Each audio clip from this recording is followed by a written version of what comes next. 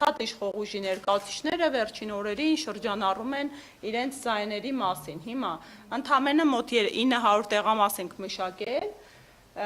ուժեղ Հայաստան դաշինքի պարագայում այսա մեր կորած ձայներն են, որոնք հետ ենք բերել։ Տողերում անհամապատասխանություն, արձանագրությունների հետ կապված անճշտություններ, թվերի սխալ մուտքեր, հիմա այս պահի դրությամբ այսքան ձայնը հետ է վերադարձվել, բայց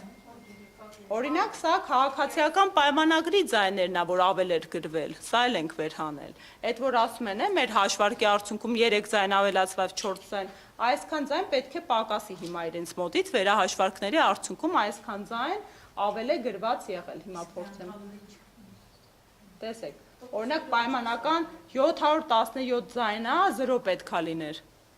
պայմանական 384 ձայնա 19 ավելա, 521 ձայնա 417 ավելա եղել։ Այստեղ դիտավորություն կա, ձեր կարծիքով։ Այո, որովհետև սա տեղամասերից եկած տվյալների հիմքով է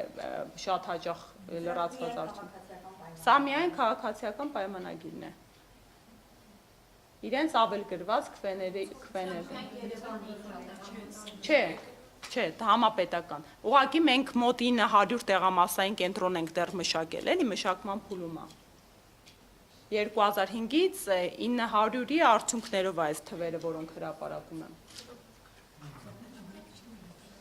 Տեսեք, այս տարվա ընտրությունների լրացուցիչ շատ մեծ մտահոգության տեղիք էր տալիս ծրարների որակը։